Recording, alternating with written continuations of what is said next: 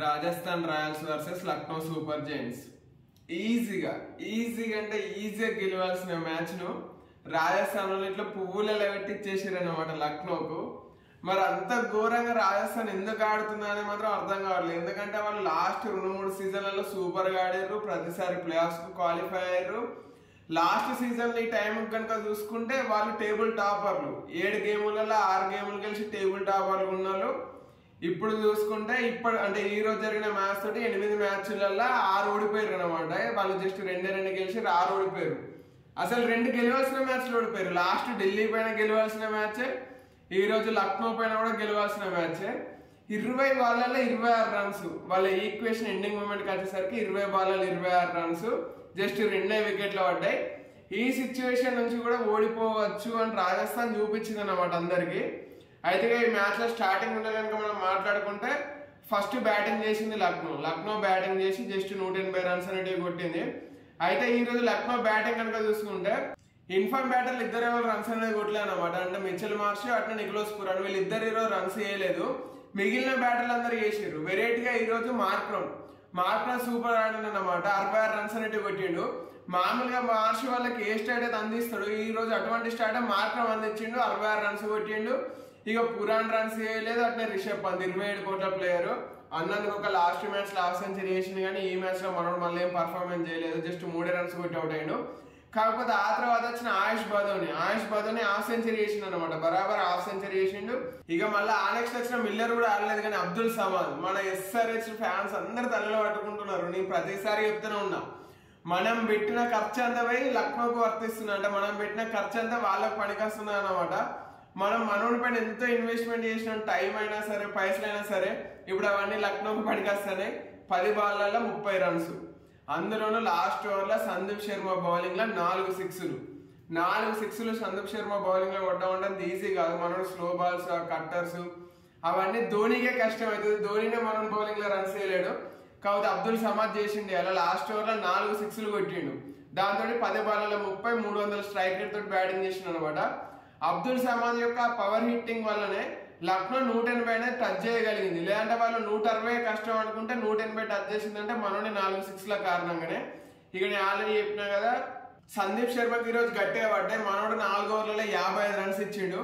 Sandeep Sharma bowling లో మామూలుగా ఎప్పుడు అన్ని రన్స్ అనేది రావు, కాకపోతే ఈ రోజు వచ్చినాయి. అది కూడా లాస్ట్ ఓవర్లోనే గట్టిగా వచ్చినాయి 4 సిక్స్లు చేయబట్టి. అట్లా 4 ఓవర్లలోనే 55 రన్స్ అనేది ఇచ్చిండు. ఇక ఇక్కడ లక్నో 180 టచ్ అయింది. ఆ 180 చేసింగ్ ను మనోళ్ళు ఈజీగా స్టార్ట్ చేసారు అనమాట రాజస్థాన్ రాయల్స్. ఈ రోజు రాజస్థాన్ రాయల్స్ బ్యాటింగ్ లో స్పెషల్ గా మాట్లాడుకోవాల్సింది ఎవరంటే 14 ఏళ్ల కుర్రాడు అనొద్దు, మనల్ని పిల్లాడు అనాలే, వైభవ్ సూర్యవంశీ. అయితే మీరందరూ 14 ఏళ్ళు ఉన్నప్పుడు ఏం చేస్తున్నారు చెప్పండి. నేనైతే 14 ఏళ్ళు ఉన్నప్పుడు 10th క్లాసు. మనోడు ఇప్పుడు అదే 14 ఏళ్ల వయసులో IPL లో డెబ్యూ చేసింది అనమాట. అంటేనే మనం టాలెంట్ ఏందో అర్థం చేసుకోవచ్చు. అయితే మనోడు సోల్డ్ అయినప్పుడే పెద్ద వైరల్ అయింది న్యూస్. ఈ రోజు ఫస్ట్ మ్యాచ్ ఛాన్స్ వచ్చింది, సంజు శాంసన్ కు దెబ్బ చేయబట్టి ఛాన్స్ ను ఫుల్ గా యూటిలైజ్ చేసుకున్నాడు. అందులోనూ IPL లో తను ఫేస్ చేసిన first ball Shardul Thakur bowling లో 6. మనోడు అంటే 14 ఏళ్ల వయసుకి అంత ఈజీగా బౌండరీలు క్లియర్ చేయడం అనేది ఎవరు ఎక్స్పెక్ట్ చేయరు. అందులోనూ ఫస్ట్ బాల్ కే 6 కొట్టుతో అందరు షాక్. అందరు అంటే అవతల ఎండ్లు ఉన్న యశస్వి జైస్వాల్, వికెట్ లేనుకున్న రిషబ్ పంత్, అట్నే బౌలింగ్ చేసిన శార్దుల్ ఠాకూర్ అందరు నోరెళ్ళబెట్టి చూసిరు అనమాట మనోడి ఫస్ట్ బాల్ 6 కు. అట్లా ఫస్ట్ బాల్ తోటి తనను తాను ప్రూవ్ చేసుకున్నాడు. నన్ను లైట్ గా తీసుకోకండి, నన్ను 14 ఏళ్ళలోకి తీసుకోకండి అన్నట్టు ఒక ఇంటిమేషన్ అనేది ఇచ్చిండు అనమాట టీం కు. ఈ రోజు మంచిగా పర్ఫార్మెన్స్ చేసిండు. 20 బాల్లలో 34 రన్స్ అనేవి కొట్టిండు, 3 సిక్స్లు కొట్టిండు. ఆ 3 కూడా ఏదో ఇట్లా జస్ట్ రోప్ అవుతలే కదా, గట్టిగా గ్రౌండ్ లో కొట్టిండు మనోడు 6లు. అంటేనే మన లోపల మంచి పవర్ ఉన్నది. 14 ఏళ్ళకే ఆ రేంజ్ లో బౌండరీని క్లియర్ చేస్తున్నాడు అంటే ముందు మనోడు ఇంకా గట్టిగా వేయగలుగుతాడు. ఇక అవతల ఎండ్లే యశస్వి జైస్వాల్, వైభవ్ సూర్యవంశీ ఇట్లా ఆడతా అంటే జైస్వాల్ ఇంకెట్లా ఆడాలి. మనోడు ఇంకా దూకుడుగా ఆడింది అన్నమాట.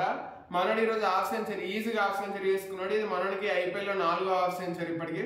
అయితే జైస్వాల్ ఎన్ని రన్స్ పెట్టిన వాళ్ళ టీం అయితే గెలవట్లేదు. కాకపోతే ఈ రోజు వాళ్ళ టీం కు ఈజీ విన్ కావాల్సింది, ఓడిపోయింది అనమాట ఆ టీము. జైస్వాల్ ఈ రోజు 70+ రన్స్ అనేది కొట్టిండు. క్రీజ్ పైన నిలుస్తున్నాడు ఒక ఎండ్లా. అంటే ఇప్పుడు వెంటనే వైభవ్ సూర్యవంశీ అవుట్ అయిన వెంటనే నితీష్ రాణా వచ్చి పెద్ద రన్స్ ఏం చేయలేదు. మనోడు 1 మ్యాచ్ వండర్ లెక్క ఆ రోజు చెన్నై పైన ఆడింది తప్పించి మళ్ళీ ఆడట్లేదు. ఈ రోజు జస్ట్ ఒక 6 కొట్టి అవుట్ అయ్యాడు. ఇక ఆ తర్వాత వాళ్ళ stand and captain Riyan Parag వచ్చింది అనమాట. సంజు శాంసన్ కు అంటే ఆ ఇంజురీ ఆ గాయం ఏదని అనుకోవచ్చు, కానీ దానివల్ల మనోడు ఈ మ్యాచ్ ఆడలేదు. అందుకే రియాన్ పరాగ్ కెప్టెన్సీ చేసిండు. మనోడు యాజ్ ఏ కెప్టెన్ గా వచ్చిండు. జైస్వాల్ అట్లా రియాన్ పరాగ్ వీళ్ళిద్దరు కలిసి మంచి పార్ట్నర్షిప్ చేసిరు అనమాట. More than 50 partnership. వాళ్ళ టీము లైన్ దగ్గర దాకా తీసుకుపోయారు, కాకపోతే గెలిపేయలేకపోయారు.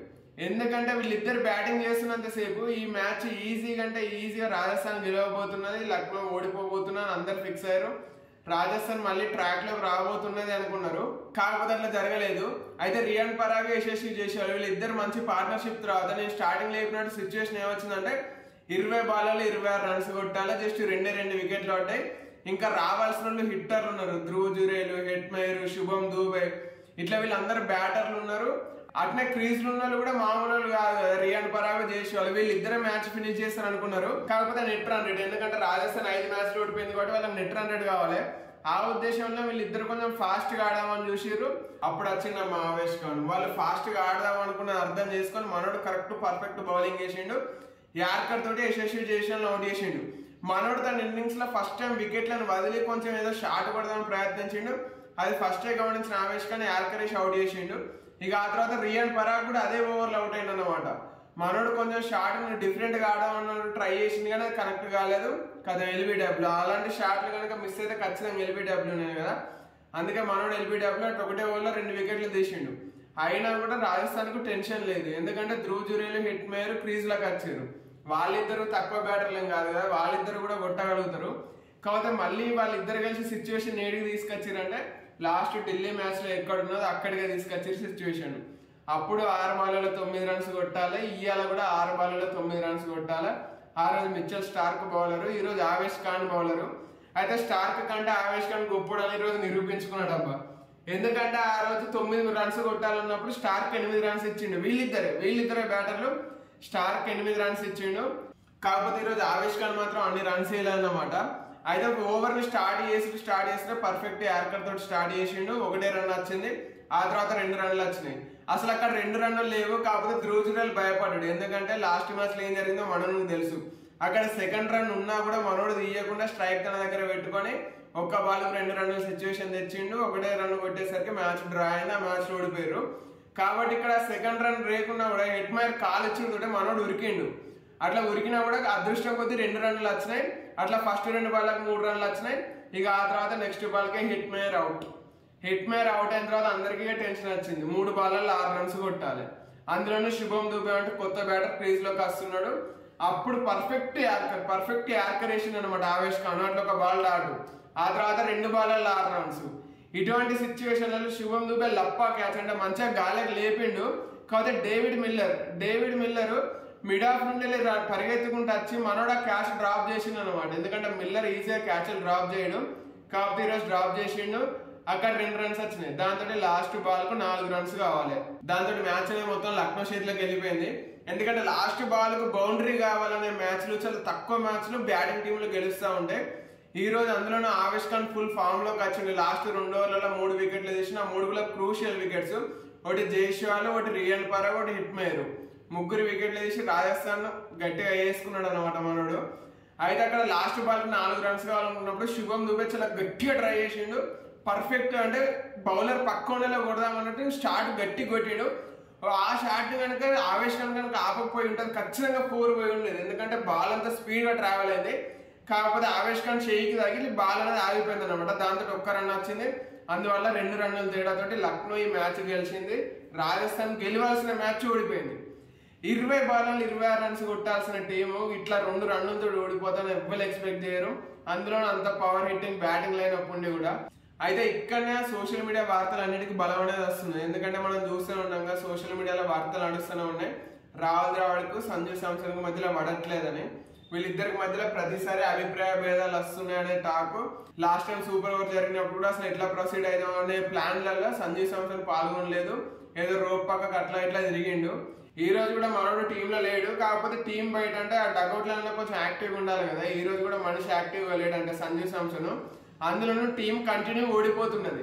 లాస్ట్ 3 సీజన్లలో అంటే అప్పుడు రాహుల్ ద్రావిడ్ లేడు కదా, అప్పుడు కుమార్ సంగక్కర్, సంజు శాంసన్ వీళ్ళిద్దరు కలిసి సూపర్ పర్ఫార్మెన్స్ అంటే వాళ్ళ టీం మంచిగా పర్ఫార్మెన్స్ చేసింది. ఇప్పుడు ద్రావిడ్ ఈ సంవత్సరం వచ్చిన టీం అనేది మళ్ళీ కొలాప్స్ అయిపోతున్నారు అనమాట. అందుకే ఎక్కువ మంది ద్రావిడ్ ని టార్గెట్ చేస్తున్నారు. మరి మీరు కూడా నిజంగా ఇందులో ద్రావిడ్ తప్పని అనుకుంటున్నారా లేదా అని కామెంట్ చేసి నాకు చెప్పండి.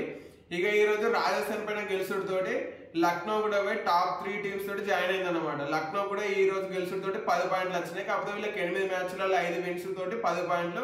అంటే నేను ఇంతకుముందు చెప్పినట్టే, అంటే గుజరాత్, ఢిల్లీ అట్నే పంజాబ్ ఈ 3 టీమ్స్ కు 10 పాయింట్లు ఉండే.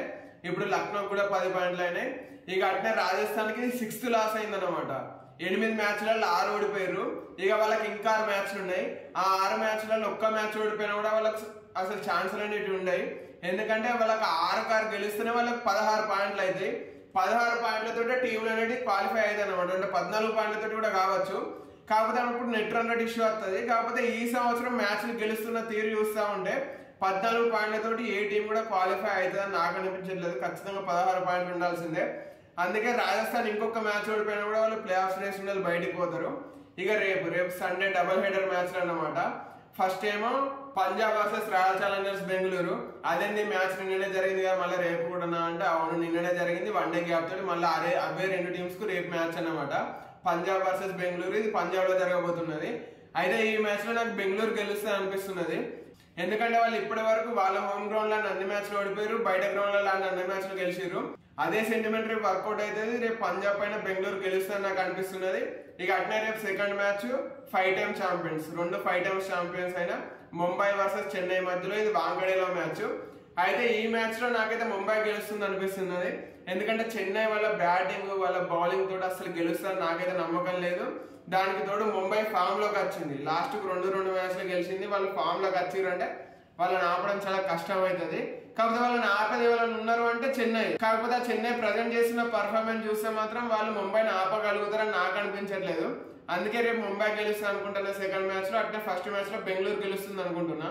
మరి రేపు జరగబోయే 2 మ్యాచ్లలో ఎవరెవరు గెలుస్తారని మీరు అనుకుంటున్నారో కామెంట్ చేసి నాకు చెప్పండి.